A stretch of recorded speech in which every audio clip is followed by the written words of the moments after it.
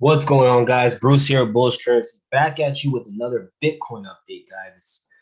As you can see, from the last couple of updates, things have happened pretty much the way we've been mentioning, in these videos, the way we've been looking at it and what we're seeing here. Can we drop to 11K? We talked about that in the last video. We'll get a little bit more into that. But before we do, don't forget to like, comment, share, subscribe, and hit that notification bell because you never know which update's going to be a huge help. And as always, guys, don't forget that this is just entertainment education. This is not financial advice, right? You do what you want. I'm just going to share what we're doing over here in the bullish currency community, and you do your own due diligence. Be careful out there, but there's definitely money to be made. So let's get right to the bag. So here we go, Bitcoin, right? We're a little red on the 24-hour vol, not crazy. The numbers are whatever. Let's just go ahead and scroll straight down to the holders. I just want to look at this because as you can see, we're in a steady incline right now, which makes sense because people are looking at this 33K hit as a perfect entry area, right? A perfect area to, we're talking about 33 going back to where it just was. We're talking about more than 100% gain on your investment just from where it previously was.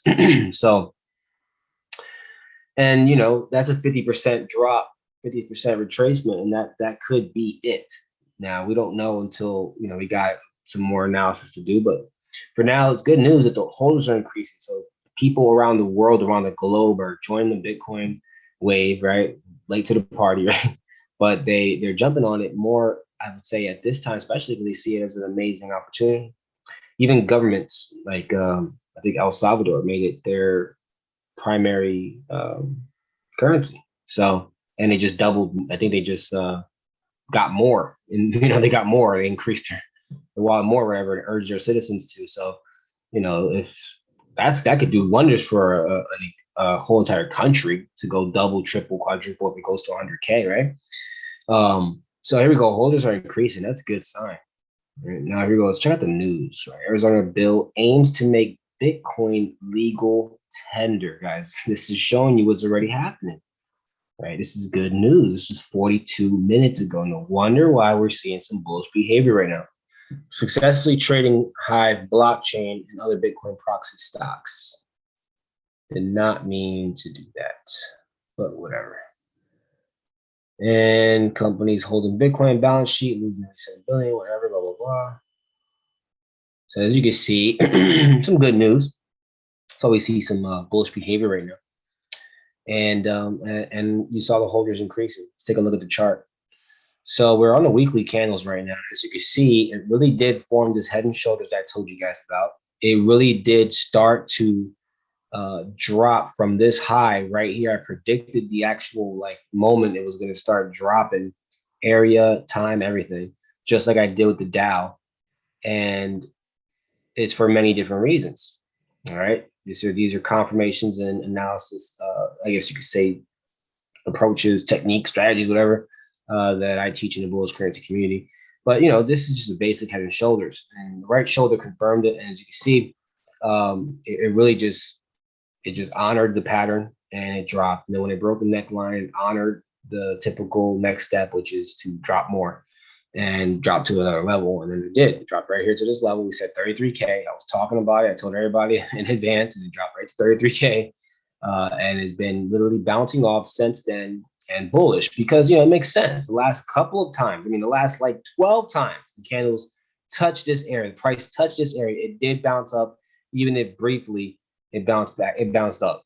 And that's what it's doing right now. So this could be it. We could start to see this really push up now and really start to go back to where it was. It really could happen. But I wouldn't be surprised if we, they're trying to say bigger crash than ever before, and blah, blah, blah, and all this stuff that's going on behind closed doors. So I wouldn't be surprised if they do try to drive price down more to, really shake off a lot of people and, try to make it more of a bigger opportunity for them and stuff like that. So we don't know, but it's definitely a possibility. But we're just going to go based off candlesticks and what we see, Now, remember, on the monthly, we were forming a big, double top, a big, M pattern here, which indicates bearish behavior right here. And I told you guys, if this candle actually closes below these lines, that's a sign, that this thing can really drop all the way down here, between 10 and 20K. And honestly, as you can see, it's pulling back. There's still basically almost 3 days left in this monthly candle. So I don't think it'll drop that much in 3 days, but you never really know. These are a monthly candle. So in 27 days, it took to get down here. And of course, up and down movement throughout small time frames, of course. But so I don't think it'll drop that much in 3 days unless some crazy news happens. But right now, we saw some recent good news. So I don't know. And I did tell you that if it doesn't break this area, that's actually good news because we probably will just end up, coming back up and maybe even overall forming a bullish pattern. If it starts to push up from where it is now.